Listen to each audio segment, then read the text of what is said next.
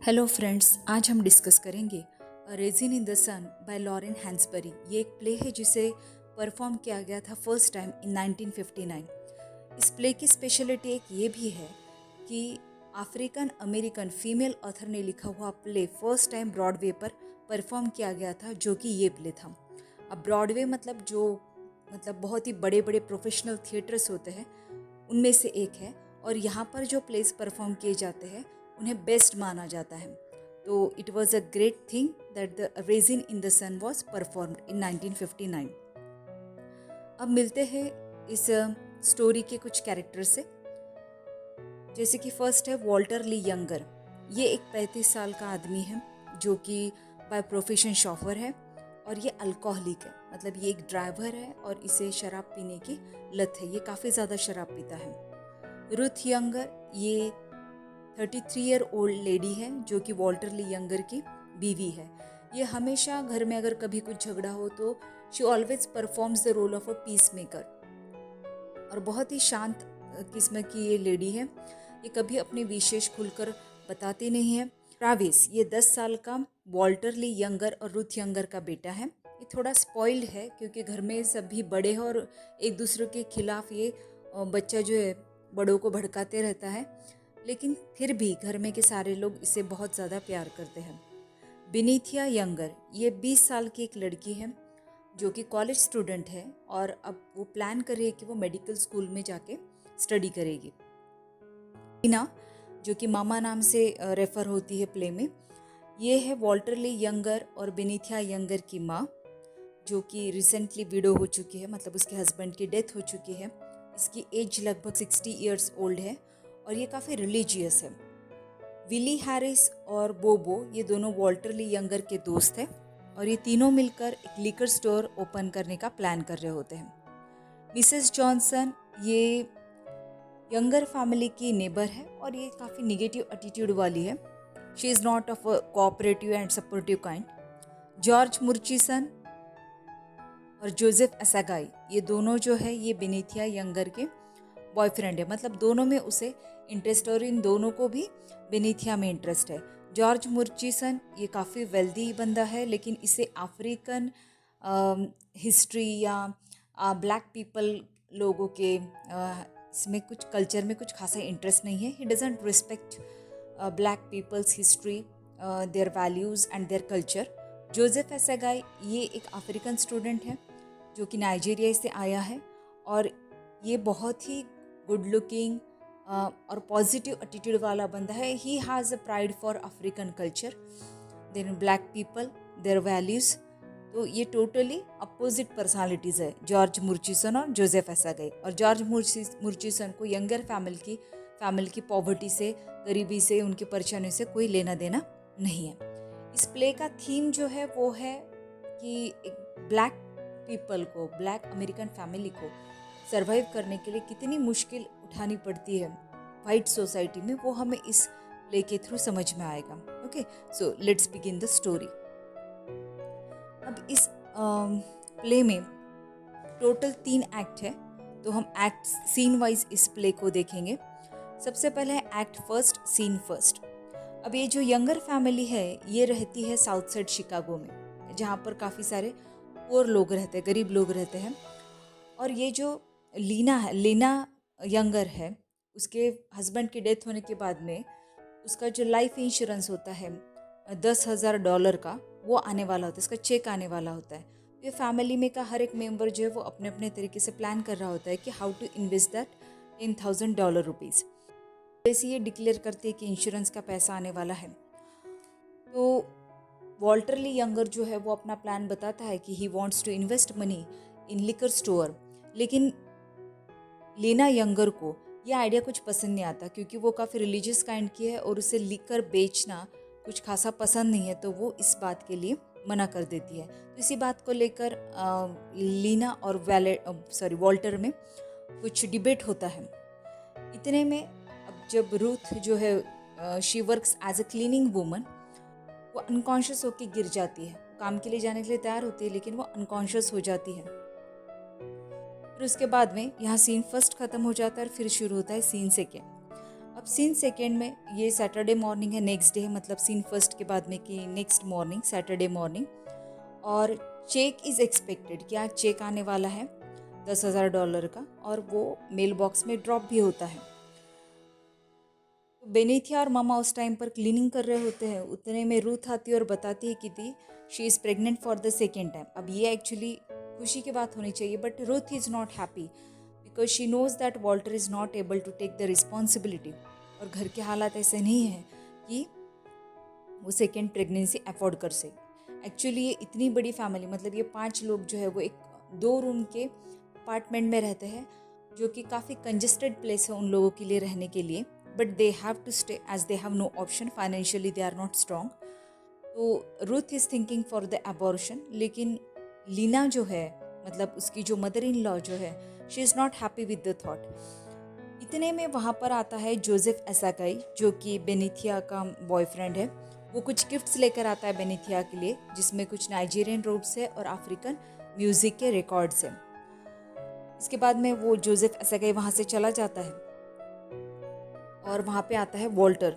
और वॉल्टर जो उस 10,000 को इन्वेस्ट करने के लिए इतना डेस्परेट है, उसका डेस्परेशन देखकर मामा को काफ़ी शॉक लगता है कि वॉल्टर को रुथ और उसके होने वाले बेबी से कोई लेना देना नहीं है, उसे सिर्फ पैसों की पड़ी है। He doesn't care for Ruth and the baby. तो इसके बाद में ख़त्म होता है सीन सेकेंड। अब शुरू होता है एक्ट सेकेंड, सीन फर्स्ट।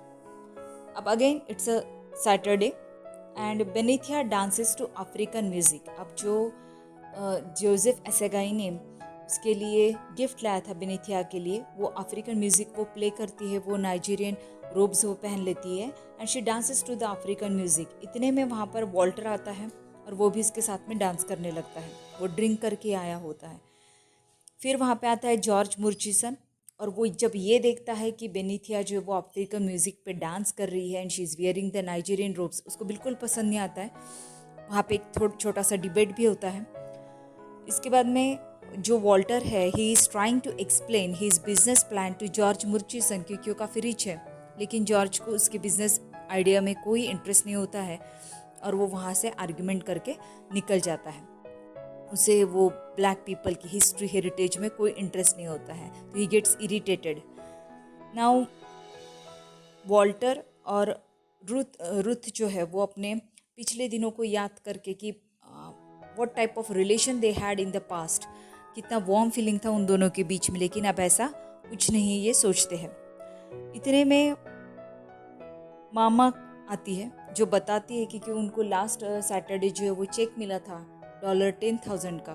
तो इतने में लीना वहाँ पे आती है, मामा वहाँ पे आती है और डिक्लेयर करती है कि उसने जल्दी जल्दी में जो है एक नए घर का जो है वो हेफ्टी डाउन पेमेंट कर दिया, जल्दी जल्दी में डाउन पेमेंट कर दिया है नए घर का, जो कि वाइट लोगों के बाजू में है, मतलब एक अच्छी सोसाइटी में है। तो ये सुनकर एक्चुअली रुथ जो है वो काफ़ी खुश हो जाती है, उसे अपनी खुशी कंट्रोल नहीं होती है क्योंकि उसने कभी अपनी कोई विश एक्सप्रेस नहीं की थी, बट एक अच्छे घर में रहने की उसकी ख्वाहिश जब उसे पूरी होती दिखती है तो काफ़ी खुश हो जाती है।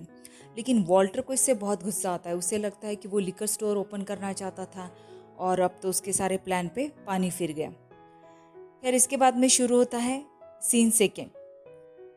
अब कुछ हफ्तों बाद, मतलब scene first act second scene first के कुछ हफ्तों बाद में, अब ये फ्राइडे नाइट है, शुक्रवार की रात है और the family is packing the things क्योंकि अब उन्हें मूव करना है।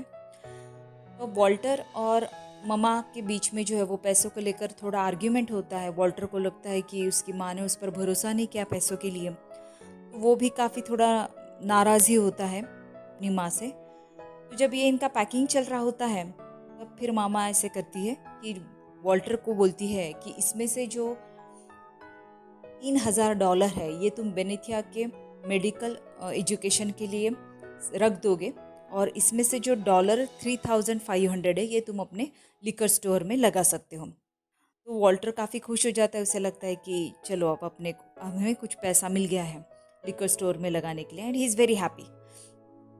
इतने में मिसेस जॉनसन वहाँ पर आती है जो कि इस यंगर फैमिली की नेबर है, और वो न्यूज़पेपर लेकर आती है जिसमें एक न्यूज़ लिखी होती है कि वाइट नेबरहुड में, मतलब वाइट लोगों के बीच में जब एक ब्लैक फैमिली रहने के लिए गई तो उनके घर को जो है वो बॉम्ब से उड़ा दिया गया। तो ये न्यूज़ वो इसलिए लाती है ताकि ये जो यंगर फैमिली वाइट लोगों के बीच में शिफ्ट होने वाली है, इन उत्साह जो है वो थोड़ा कम किया जाए, उन्हें थोड़ा सा डराया जाए, या ये बताया जाए कि उनका शिफ्ट होना मतलब कोई बड़ी बात नहीं है, it's not going to be a good thing for them. तो एक्चुअल में ये प्ले में न्यूज़पेपर में जो न्यूज़ थी, इट्स अ रियलिटी, 1959 में ऐसा हुआ था। तो it's a reality of that time. शुरू होता है सीन थर्ड, 1 वीक लैटर, जब उनको एक्चुअल में शिफ्ट होना है वो दिन आ जाता है।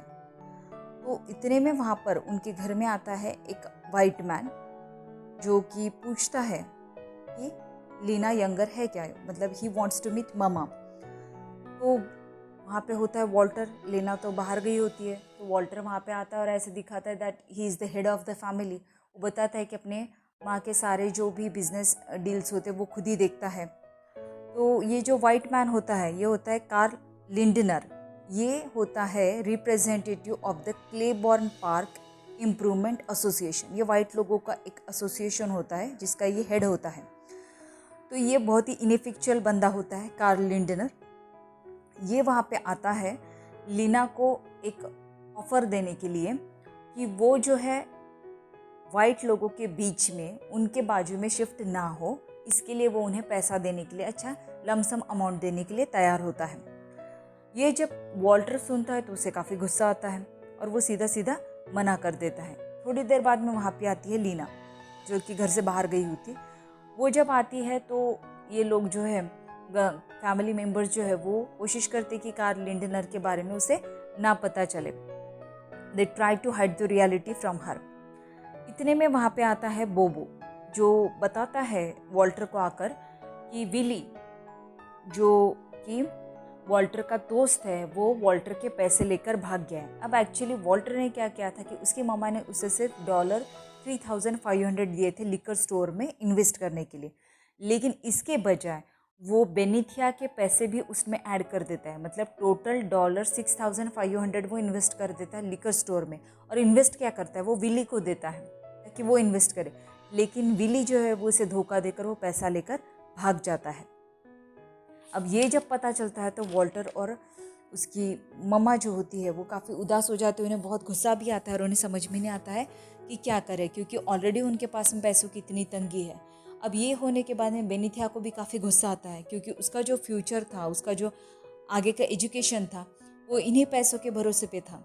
और वो पैसा वॉल्टर ने धोखे से अपने बिजनेस में लगा दिया और वो विली लेकर भाग चुका है। फिर इसके बाद में शुरू होता है एक्ट थर्ड, फाइनल। इसमें कोई सीन नहीं है, act third itself is the end of the play. अब इस एक्ट थर्ड में 1 घंटे बाद में, मतलब ये सीन के 1 घंटे के बाद में वहाँ पे आता है जोसेफ एसागाई। उसे लगता है कि फैमिली पैकिंग कर रही होंगी तो मैं भी जाकर कुछ हेल्प कर देता हूँ पैकिंग में। अब बेनिथिया एक्चुअली काफ़ी डिप्रेस मूड में, उसे लगता है कि पैसा चला गया है, अब क्या होगा। तो she is thinking only for her self. She is little bit of egoistic और वी कैन से इगोसेंट्रिक, क्योंकि फैमिली में वो अकेली होती है जो इतना हायर एजुकेशन ले रही होती है, तो उसे कहीं ना कहीं उस चीज़ का थोड़ा सा घमंड भी होता है। तो एसागाई आकर उसे समझाता है, वो हमेशा से उसे समझाते रहता है कि that she should be proud to have the African culture, African history, African heritage. उसे इस बात का प्राइड होना चाहिए कि वो ब्लैक कम्युनिटी को बिलोंग करती है, जो कि उसमें एक्चुअली जॉर्ज मुरिचन के साथ में जब वो होती है तो उसे ऐसा नहीं लगता है। लेकिन जोसेफ एसागाई जो होता है वो काफ़ी पॉजिटिव टाइप का बंदा होता है। खैर इसके बाद में एसागाई जो है उसे मैरिज प्रपोजल भी देता है बेनिथिया को, जिसका जवाब वो प्ले के एंड तक हमें नहीं पता है कि वो क्या जवाब देती है। लेकिन एसागाई उसे मैरिज प्रपोजल देता है और उसे कहता है कि वो उसके साथ में नाइजीरिया शिफ्ट हो जाए, जहाँ पर वो उसके साथ में मेडिसिन प्रैक्टिस कर सकती है। इतने में वहाँ पे वॉल्टर आता है, जो कि कार्ल लिंडनर का नंबर ढूंढ रहा होता है। अब वॉल्टर जो है वो काफ़ी परेशान हो चुका है क्योंकि उसका पैसा डूब गया है। अब उसके दिमाग में ये आ रहा है कि वो कार्ल लिंडनर से पैचअप कर ले, उससे बोले कि भाई ये घर तुम ले, जो वाइट नेबरहुड में वो रहने वाले थे वो घर वो ले ले और उसके बदले में उसे लमसम अमाउंट दे दे। तो ममा होती है लीना, उसे काफ़ी समझाती है। उसकी बातें सुनकर वॉल्टर को रियलाइज़ होता है कि yes he he should have the pride for black community, for his culture, for his heritage. और जब उसे यह एहसास होता है तो फिर वो कार्ल लिंडनर को मना कर देता है, और कार्ल लिंडनर के लिए एक्चुअली काफ़ी शॉकिंग भी होता है। तो यहाँ पर होता है ये एक्ट थर्ड एंड। अब इस प्ले का जो टाइटल है अ रेजिन इन द सन, ये कैसे सूटेबल है इस प्ले के लिए ये देखते हैं। जैसे कि मैंने आपको बताया कि ये जो टाइटल है ये लिया गया है लैंगस्टन ह्यूज की बहुत ही फेमस पोएम हार्लेम में से, जिसमें ये क्वेश्चन पूछा है लैंगस्टन ह्यूज ने कि what happens to a dream deferred, does it dry up like raisin in the sun. अब डेफर्ड का मतलब होता है टेकन अवे।